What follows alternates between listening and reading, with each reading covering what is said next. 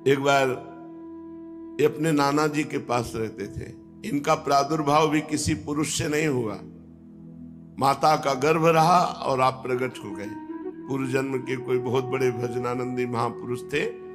इनकी माता जी बाल्यकाल में अपने पिता से अर्थात नामदेव जी के नाना से पूछा कि मेरा पति कौन है। तो उन्होंने ठाकुर जी को बताया, ठाकुर जी आपके पति हैं। तो बाल्यावस्था से उन्होंने दृढ़ निश्चय करके वैसे ही व्यवहार जैसे एक नवकिशोर पुरुष से किया जाता है, वैसे ही ठाकुर जी पर दृष्टि रखना, और वो दृष्टि माधुर्य भाव से रखना, श्रृंगार भाव से, कांता भाव, प्रभु मेरे पति हैं। जब ये नव युवती हुई तब इन्होंने प्रभु से कहा कि मेरी मांग है कि मेरे संतान हो अब आपसे, जब आप हमारे पति हो तो आप हमारे संतान प्रदान करें। तो अनंत ब्रह्मांड जिनके संकल्प से प्रकट हुए, उन्हीं भगवान के संकल्प से नामदेव जी महाराज गर्भ में आ गए। अब जब गर्भ बढ़ने लगा तो आपस में लोगों की चर्चा हो रही, देखो सयानी लड़की का ब्याह न हो करने से यही दुर्गति होती है। ये चर्चा नामदेव जी के नाना के कान में पड़ी। अभी नामदेव जी गर्भ में ही थे।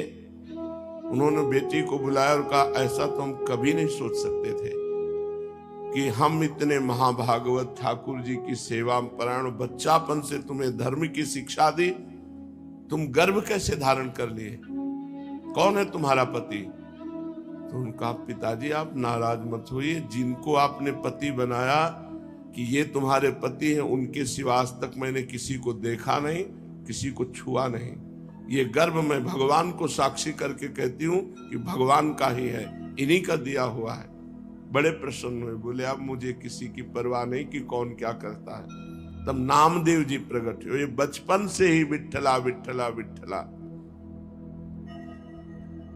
अब नामदेव जी जैसे जैसे होश में आने लगे तो नाना जी को सेवा करते देखते ठाकुर जी की, श्याम सुंदर की, उनके भी मन में आता, छोटे बच्चे थे, नाना जी मैं भोग लगाऊं, नाना जी मैं ठाकुर जी को स्नान कराऊं। तो उन्होंने कहा, जब हम किसी कार्य से बाहर जाएंगे तब तुम्हें सेवा दे देंगे, अभी तुम बहुत छोटे हो। थोड़ी देर में फिर आते, नाना जी देखो मैं बड़ा हो गया। बोले एक दिन में थोड़ी बड़ा हो जाता है, अभी थोड़ा और समय लगे। दूसरे दिन फिर, अब नाना जी बड़ा हो गया। बोले ठीक है, तुम सेवा के लायक बड़े हो गए हो, लेकिन जब हम जाएंगे कहीं तब।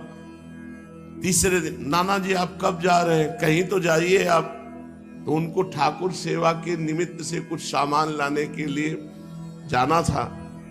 तो कहा, देखो बच्चापन मत करना, हमारे ठाकुर जी भूखे ना रह जाएं, उनको दूध पिलाओ, भोग सामग्री। बहुत प्यार से ठाकुर सेवा की जाती है। अरे भोग रख दिया, पर्दा लगा दिया, ऐसे नहीं हमारे यहाँ किया जाता। पर्दा भी लगा दिया तो पर्दा के अंदर आप बैठो, एक हाथ में पंखा हो और एक हाथ से ऐसे पवाते जा रहे हो। लाड़िले हैं, राजकुमार हैं, हमारे प्राण प्यारे हैं, अपने यहाँ ऐसे ही भोग लगाते हैं राधा पी जी को। एक लोग बैठो, पद सुनाओ, दूसरा पवाओ, उनको ऐसे गान बजान के से दुलार करके पाओ। कोई भूखे थोड़ी है, तुम्हारे भाव के भूखे। 45 मिनट भोग लगता है कम से कम, ऐसे पवाया जाता है। अब नाना जी गए, बहुत नाच पड़े कि आज मुझे ठाकुर सेवा मिली। अब नामदेव जी ने जैसे नाना जी भोग पधराते थे पधराया, और इसके बाद वो पर्दा लगा के अंदर हो जाते थे, वो तो देख नहीं पाते थे। तो पर्दा लगा के आप अंदर हुए। अब भोग सामग्री में जैसे जल फेरा के जल रखना, भोग लगाना। नाना जी ने कहा भूखे ना रह जाएं, अगर ये भूखे रह गए और नाना जी से बता दिया तो कभी सेवा नहीं मिलेगी। नामदेव जी ने कहा ठाकुर जी पालो। वहां तो ठाकुर जी पा ही नहीं रहे, वो भाव से भोग लगाते थे। सबसे बड़ी पीड़ा ये थी कि नाना जी को ठाकुर जी कह देंगे कि मैं भूखा हूं और भोग नहीं पाया तो हमें सेवा नहीं मिलेगी।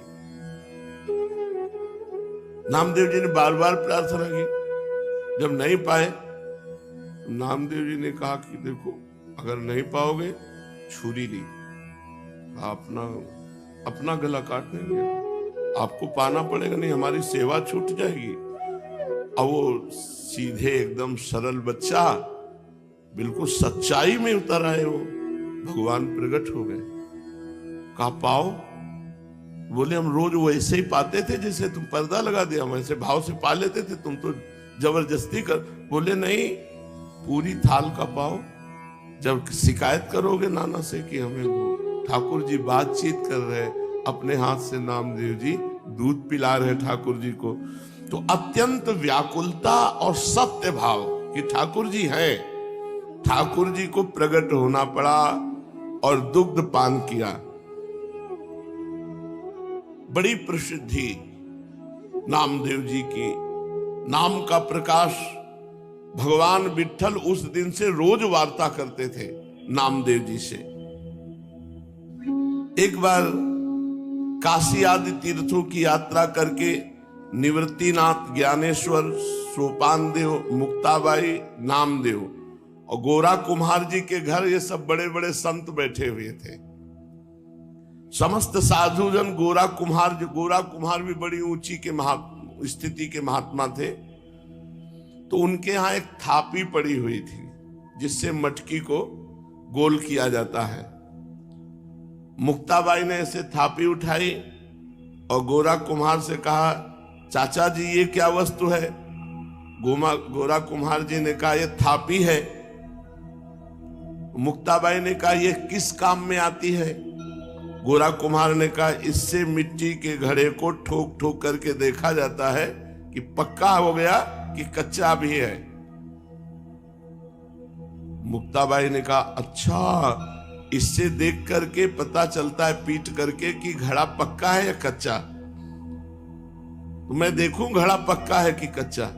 तो उनका देख लो। उन्होंने समझा घड़े की बात। उन्होंने ज्ञानदेव, सोपानदेव, एकनाथ जी, बड़े बड़े भक्त जो बैठे थे सब कैसे थापी मारी।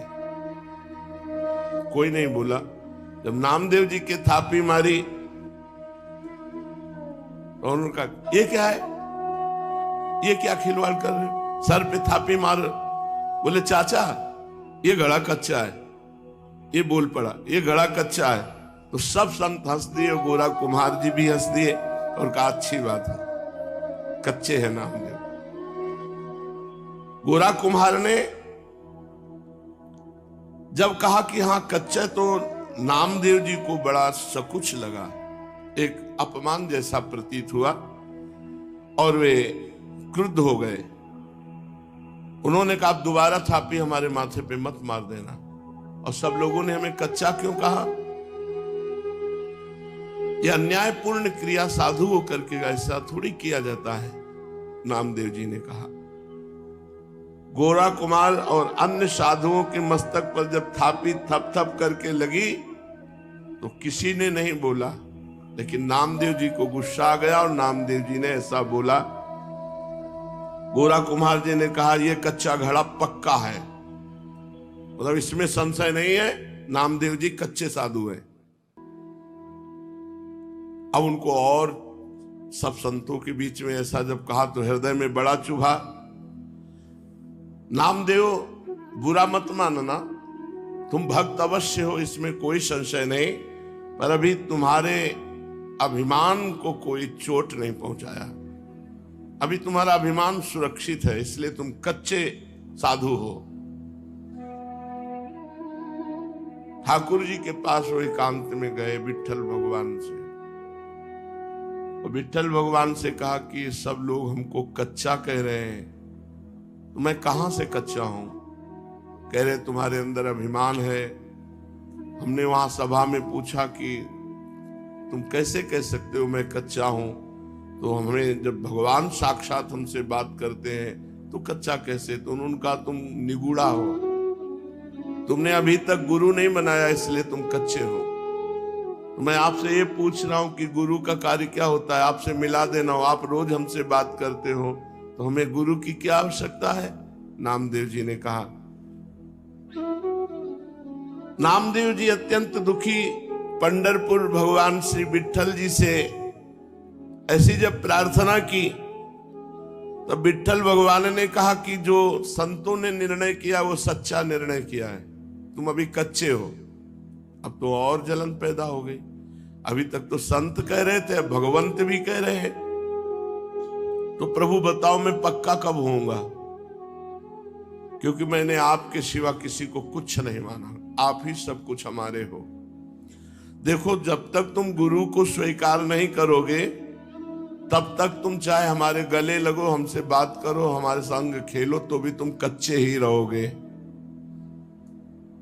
हम तुम्हारे साथ सदैव रहते हैं, किंतु इस पर भी तुम्हें किसी मनुष्य देहधारी पुरुष को गुरु रूप स्वीकार करके उसके सम्मुख साष्टांग दंडवत होकर उसकी शिक्षा ग्रहण किए बिना तुम पक्के साधु नहीं हो सकते। क्योंकि तुम्हारा अहंकार जो कहते सुरक्षित है। जब गुरुदेव के चरणों में साष्टांग लौटोगे और उनके वचन सुनोगे तब तुम्हारा अहंकार नष्ट होगा। अतएव तुम गुरु का वर्ण करो। तो नामदेव जी ने कहा कि प्रभु मैं कहां गुरु खोजूं, किसको गुरु बनाऊं? तो कहा जाओ, सामने जंगल है, उसमें एक भगवान शंकर का मंदिर है, उसमें एक विशोबा खेचर नाम के महापुरुष पड़े हुए हैं, उनको गुरु रूप में वरण कर लो। वहां गए, बड़ी विचित्र दशा देखी। वो बड़े अवधूत कोटि के महापुरुष भगवान शंकर के पिंड पर जो चिन्ह है शिवलिंग, उस पे तो पैर रखे हुए हैं और डेहरी पे सर रखे हुए आराम से सो रहे हैं। नामदेव जी गए, उन्होंने कहा कि इनको क्या गुरु बनाए, ये तो साधारण वैष्णव धर्म को भी नहीं जानते हैं। शिवलिंग पर पैर रखे हैं और डेहरी पर सिर रखे हैं। काय महात्मा, शिव जी से पैर हटाइए। तो आंख खोल के देखा और कहा बेटा, जहां शिव ना हो वहां पैर रख दो। इस बात को समझ नहीं पाए कि कण कण शिव स्वरूप है, कोई ऐसा कण नहीं जहां शिव ना हो। उन्होंने पैर पकड़ा और हटाया, जे ही हटाया तो वहां दूसरा शिवलिंग, जिधर हटाते उधर शिवलिंग, क्योंकि सिद्ध महापुरुष ओहो चरणों में गिर गए। कहा बेटा, कोई कण ऐसा नहीं जहां भगवान ना हो। बस नामदेव जी के हृदय में ये बात बैठ गई, कोई कण ऐसा नहीं है जहां भगवान, सर्वत्र भगवान है। नामदेव जी को उपदेश दिया।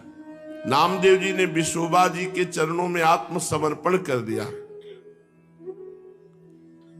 नामदेव जी विट्ठल भगवान को केवल मंदिर में ही मानते थे। एक दिन एक कुत्ता वो ठाकुर जी के लिए भोग बना रहे थे, रोटी बना के ऐसे रखी, घी गरम कर रहे थे, वो रोटी लेके भागा। गुरुदेव की बात याद आई, कोई कण ऐसा नहीं जहां श्री भगवान न हो। तो कुत्ते में भी भगवान है। कटोरा घी का लेके पीछे भागे चले जा रहे, प्रभु रूखी मत खाओ, घी चुपड़ा लो। नाथ अब हमसे छुप नहीं सकते, गुरुदेव की कृपा हो गई, आप ही हो। कुत्ते में भगवान को ढूंढ लिया। भगवान विट्ठल भगवान कुत्ते से प्रकट हो गए और कहा, देखा गुरु कृपा देखी, मैं ही मुक्ताबाई के हृदय में बैठकर तुम्हारे थाप मार रहा था, तो तुमने मुक्ताबाई में मुझे न देखकर मंदिर में आके शिकायत की, और आज गुरु कृपा हो गई तो कुत्ते में तुमने मेरे को पा लिया, कुत्ते में मेरा साक्षात्कार कर लिया। तो गुरु कृपा विशिष्ट है, केवल ग्रंथ से देखकर मंत्र पढ़ने से भगवत प्राप्ति नहीं होती, गुरु कृपा से होती। 6 महीने में भगवत प्राप्ति कर ली ध्रुव जी ने, क्योंकि नारद जी जैसे समर्थ गुरु द्वादशाक्षर मंत्र का उपदेश किया।